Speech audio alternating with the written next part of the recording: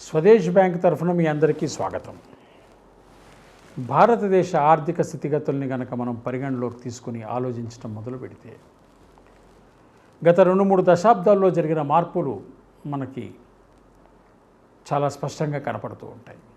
గత 3 దశాబ్దాల్లో దాదాపు 3 లక్షల మంది రైతులు ఆత్మహత్య చేసుకున్నారు. అలాగే చిన్న చిన్న పరిశ్రమల పరిస్థితి కూడా కనుక గమనిస్తే దాదాపుగా 8 లక్షల కర్మాగారాలు మూసివేయబడ్డాయి. దాదాపు 1 కోటి మంది నిరుద్యోగులైనారు. దీనంతటికీ మూల కారణం ఏమిటి అనేది పరిశోధన చేయవలసిన అవసరం చాలా ఉంది. ఎందుకంటే ఈనాడు భారతదేశం 125 కోట్ల జనాభాతో ఉన్నది. యువ భారతదేశంలో గనక ఆర్థిక స్థితిగతులు మెరుగుపరచకపోతే మనం ఇలాంటి అవకాశాన్ని కోల్పోయిన వాళ్ళవుతాం. ఇది సువర్ణ అవకాశం. ఎందుకంటే పని చేయడానికి సత్తువ ఉన్న మనుషులు మానవ వనరులు అంటాం. వాళ్ళు మనకి బరువు కాకూడదు.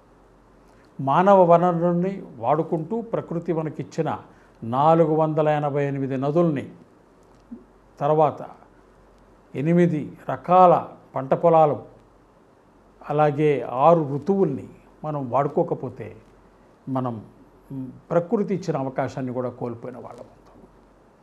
కానీ గత దశాబ్దాలుగా జరిగింది ఏమిటి? నేడు మనం ప్రతిరోజు టీవీల్లో, పేపర్లో చూస్తూ ఉన్నాం.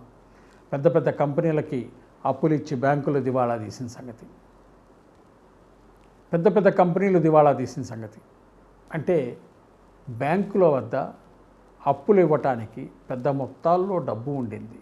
కానీ వాళ్ళు కేవలం పెద్ద ఖాతాలకు మాత్రమే ఇచ్చారు. చిన్న కర్మాగారాలకు కానీ రైతులకు కానీ వాళ్ళెవరూ అప్పు ఇవ్వలేదు. 69% కర్మాగారాలు కేవలం వర్కింగ్ క్యాపిటల్ లేకుండా, రుణ సదుపాయం లేకపోవటం వల్ల మూసివేయబడ్డాయని చెప్పి నివేదికలు చెబుతున్నాయంటే మన బ్యాంకింగ్ వ్యవస్థ, ఫైనాన్స్ వ్యవస్థలో జరిగిన లోపాలు ఏమిటో మనకు అర్థమవుతుంది.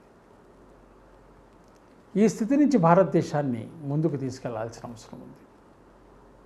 అందులో ఒక అడుగు మేము ముందుకేస్తున్నాం. మేము వ్యవసాయంలో రైతులకు అప్పుగా కాకుండా పెట్టుబడిగా, చేదోడుగా నిలబడదామని నిర్ణయించుకున్నాం.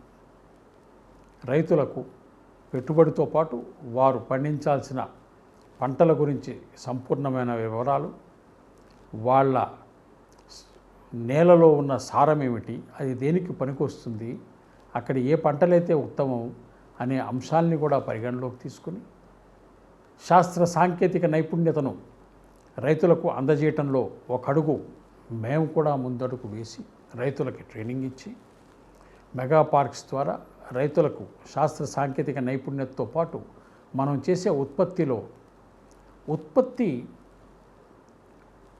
వస్తువు పెరగాల, దాని ధర పెరగాల. అది ఎలా సాధ్యం? ఆర్గానిక్ సేంద్రియ ఎరువులతో గనక, సేంద్రియ పద్ధతిలో గనక వ్యవసాయం చేస్తే దాని ధర పెరుగుతుంది. సేంద్రియ పద్ధతిలో వ్యవసాయం చేయలేని నేలలే గనక ఉంటే ఆ నేలల్లో పండించే పంటల్లో శాస్త్ర సాంకేతిక నైపుణ్యతతో మనం గనక ఎక్కువ దిగుబడులు సాధించగలిగితే దానివల్ల రైతుకు లాభం వస్తుంది. రైతుకి లాభం అనేది రావటం చాలా అవసరం. ఎందుకంటే గత దశాబ్ద కాలంలో రైతులు వ్యవసాయాన్ని వదిలేస్తున్నారు. ఇది లాభసాటి వ్యాపారం కాదు. ప్రతి మనిషికి అత్యంత అవసరమైన భోజనాన్ని అందించే వ్యవసాయం లాభసాటి వ్యాపారం కాదు అని అంటే చాలా దారుణమైన స్థితి. ఈ స్థితి నుంచి దేశాన్ని మనం కాపాడాల్సిన అవసరం ఉంది. అందుకనే రైతులకు చేదోడు వాదోడుగా, వారు పంటలు పండించే క్రమంలో వారికి అండగా, వారికి పెట్టుబడి ఇవ్వటము, శాస్త్ర సాంకేతిక నైపుణ్యాన్ని అందజేయటము, అలాగే వారు పండించిన పంటల్ని విక్రయించడం కోసం బజార్లను ఏర్పాటు చేయడం జరిగింది. దళారులను తొలగించడం వల్ల, బజార్లు ఏర్పాటు చేయటం వల్ల రైతులకు గిట్టుబాటు ధర ఇవ్వటం చాలా సులభం. రైతుల చేతిలోకి డబ్బులు గనక రావటం మొదలు పెడితే గ్రామీణ స్థాయి నుంచి నేడు పట్టణాలకు వలస వస్తున్న కూలీల సంఖ్య తగ్గిపోతుంది. ఇవాళ తెలంగాణలోనే గనక మనం చూస్తే గత దశాబ్ద కాలంలో పట్టణ జనాభా 36% పెరిగింది. అంటే వ్యవసాయం చేస్తున్న రైతులు తమ వ్యవసాయాన్ని వదిలేసి పట్టణాల్లో కూలీలుగా మారటానికి సిద్ధపడ్డారు. తద్వారా పట్టణాల్లో కర్మాగారాల్లో పనిచేయడానికి ఉన్న కార్మికుల మీద ఈ కొత్తగా వచ్చిన గ్రామీణ కూలీల వల్ల ఒత్తిడి పెరుగుతుంది. సో మానసిక వ్యవస్థ పట్టణాల్లోనూ అభద్రతాభావానికి గురి చేస్తుంది. పట్టణాల్లోకి వచ్చేసిన ప్రజల్ని వారికి కావాల్సిన మంచినీటి సౌకర్యం దగ్గర నుంచి ఆరోగ్యము, వారి నివాసము, వారి ప్రయాణం ఇవన్నీ ప్రభుత్వాల బాధ్యత. ప్రభుత్వాలు ఇవన్నీ అందించలేని పరిస్థితులు ఉన్నాయి. అందుకని గ్రామీణ వ్యవస్థని మెరుగుపరిస్తే, గ్రామీణ వ్యవస్థలో వ్యవసాయాన్ని మెరుగుపరిస్తే, వ్యవసాయ ఆధార పరిశ్రమల్ని కనుక నెలకొల్పితే గ్రామీణ వ్యవస్థ పటిష్టంగా ఉంటుంది. గ్రామీణ వ్యవస్థ పటిష్టంగా ఉంటే తద్వారా పట్టణాల్లో ఉన్న కర్మాగారాల్లో చేసే ఉత్పత్తి అమ్మటానికి కొత్తగా గిరాకీ దొరుకుతుంది. ఇక్కడ నుంచి అక్కడికి రెండు పట్టణాలు గ్రామీణ రెండు అభివృద్ధి జరుగుతుంది. గ్రామీణ అభివృద్ధి వ్యవసాయ అభివృద్ధితో పాటు పరిశ్రమల అభివృద్ధి కూడా చెందుతుంది. ఈ దేశాన్ని అభివృద్ధి చేయడానికి ఇది సరైన మార్గం అని ఎంచుకొని ఈ దిశలో మేము అడుగు వేస్తున్నాం. మాతో పాటు అందరినీ కలిసి రమ్మని కోరుతున్నాం. మనం చేసే ఈ చర్య వలన, మనము కలిసి వ్యవసాయాన్ని పటిష్టం చేయటం వలన రైతుల ముఖాలపై చిరునవ్వుని సాధించిన వాళ్ళం అవుతాం. ఈ చిరునవ్వులు చిద్విలాసం కనుక ఏర్పడితే దేశమంతా చాలా సంతోషదాయకమైన వాతావరణంలోకి వస్తుంది. ఎంత సంపాదించాం అనే దానికన్నా ఎంత సంతోషంగా ఉన్నామనేది చాలా ముఖ్యం.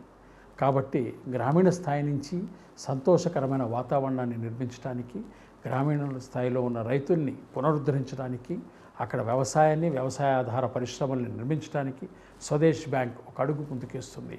మీరు మాతో కలిసి రండి. మనం అందరం కలిసి భారతదేశాన్ని పునర్నిర్మాణం చేద్దాం. ఒక ఆనందమైన భారతాన్ని నిర్మిద్దాం. ధన్యవాదాలు.